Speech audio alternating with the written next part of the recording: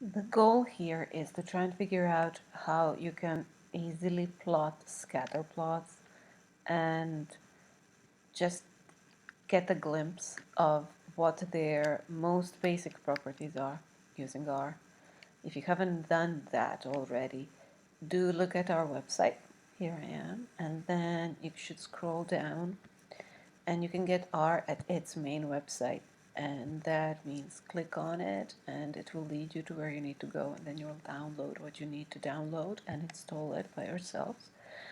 And then a good idea for you would be to go ahead and look at least the initial videos provided by Google developers that provide an introduction to R. More specifically, it is good to look at the initial setup and navigation, and also loading data and working with data frames. You will need to be able to load data, so it would be a good idea for you to go ahead and set everything up before you even begin, so that your computer knows in which folder to look for your data sets. Okay, so now you can pause this and do everything else if you haven't already. If you have, now let's try to figure out how we are going to behave in R. So I already have all of these routes, the path to my working directory set up, so that I don't need to do anything that is displayed in the preliminary steps there in the loading data video.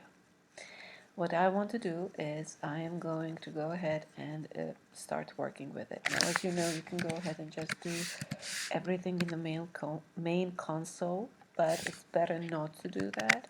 It's better to have another window open in which you're going to put the different commands that you're going to need repeatedly. Now let's see what files with data sets in them I've got.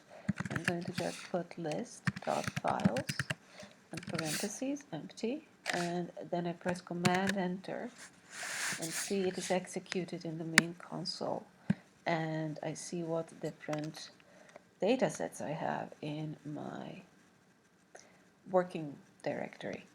My working folder has 1, 2, 3 of your homework data files, and then there's this one which is also connected to a problem from your text, but one not assigned for homework, and which I want to explore a little bit today. That one is called BMAS. It has to do with body mass versus metabolic rate for a group of subjects, both male and female.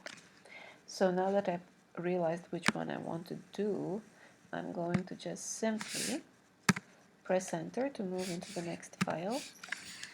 Into the next line, and then I'm going to upload my data. I don't know. Okay, BMass is going to be its name for body mass. And then I want that data frame to contain the data which are in a particular file. So I'm going to say it becomes, using my arrow consisting of the less than and minus sign, and then read.csv, because it needs to know what type of file it's reading. And then in my parentheses, I need to put my file name in quotation marks. In this case, it's exercise 02, chapter 02, that means 35. Its topic is body mass, so BMass, and then .csv, comma separated values. Now let's see if it worked. I'm going to Command Enter again. Now I want to make sure that I did get what I wanted, so let's move into the next line, and then I'm going to try and display the BMass. That's what I get. I get two last columns of really junk, just na na na na na na. Those are going to be relevant for me anyhow. What I see when I display these is that every single column has a header. That is the title, the name of your variable. You have gender, mass, and rate, and those are all important. What's also important is that, first off, your R can retrieve the names for you. you ask it using the command names.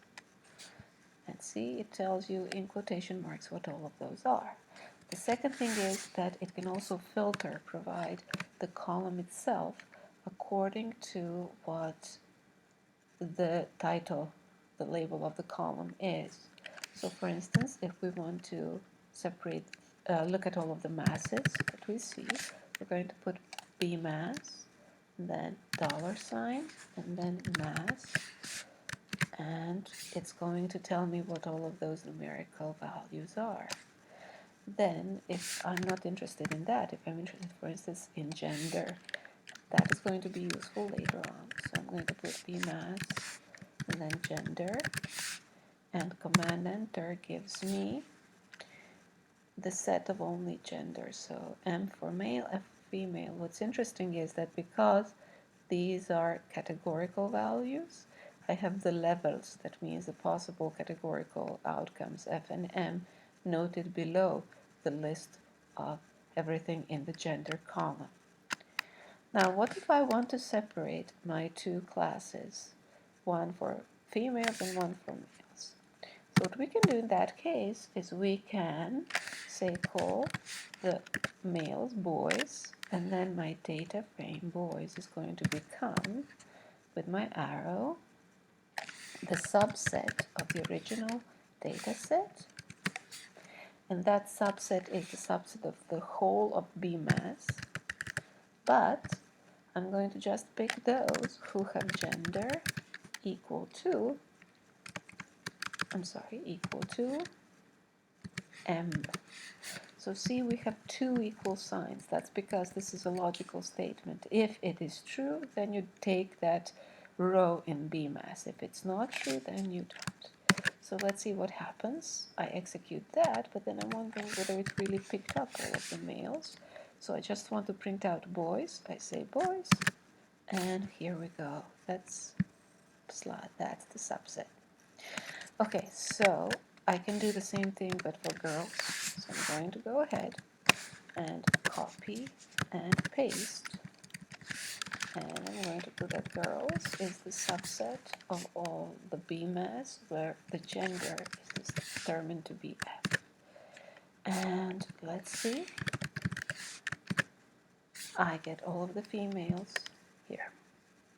Okay, so now that we did this, we might be wanting to actually plot something. It's a bit more interesting to plot the girls' subset than the boys.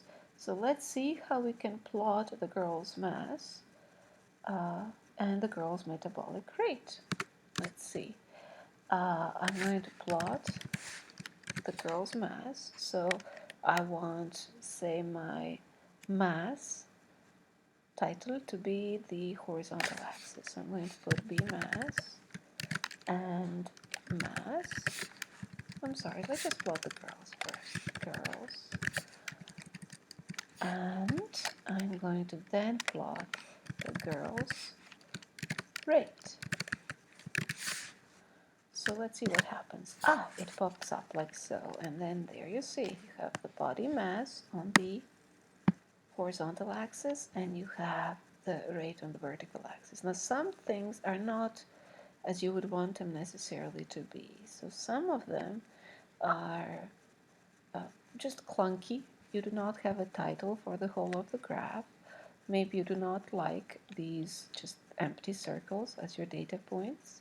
Maybe you do not like that the actual name of the variable is here. Maybe you would want something more descriptive. So we can take care of some of those things by providing labels. Now, let's see, I can want to put, instead of just that the main title is just going to be, let's say, girls. I want my X label to be body mass, and I want my Y label to be metabolic rate. So if I do that, I'm going to be already a bit happier with my graph, as you can see. However, I would also like to have just some nice colored dots. So I can add the color of my dots to be equal to, say, red, but they're still empty circles. Now, if I want something else that is not an empty circle to be my data point, then what I'm going to do is I will have to use the PCH, which actually is a numerical value, and that one denotes what your data points are going to look like. So you can try different ones, and you can Google the PCH in R to get all of the possible values, but see, if you put, for instance, 21, you are going to get just what we already had. If you put 24, you're going to get little triangles pointing upwards. If you put 19, you're getting a solid point. You can get solid points as well, like so, but they're like bullet points. They're smaller. I prefer 19. So now we have our solid points, but that's not really all, because what we might want to do is to figure out overall what happens with both boys and girls, and we might want to go ahead and just have different colors for the different type classes. The way that we can do that is to just draw all of the B mass against all of the B mass rate. We can label it neatly. Instead of girls, we might say just pooled everybody together. The X label and the Y label are going to be the same. So I'll just copy that, paste it down here. However, I want the color to be differentiating between the two. So what I'm going to do is I'm going to choose the color according to the gender. And finally, I want my points to again be just full dots. Do that. Now see, this is what you get. It is a nice cloud of dots. As you can see, most of the black ones are to the left, most of the red ones are to the right. And what you also are going to see is that there is a positive relationship. It is probably linear. It looks very nicely linear, and it is going to be moderately strong, I would say. So let's see how we can try and see what the linear regression is going to be. Well, the way to do the linear regression is to actually allow R to use its built-in linear models routine. And you're going to say regression, I'll just put reg for regression, to be the LM, that's the linear model of how the B mass rate behaves as it depends on the B mass. So this tilde is going to be the one that you want to use. As I said, the LM stands for the linear model. So in general, you can have more than just one of these explanatory variables there.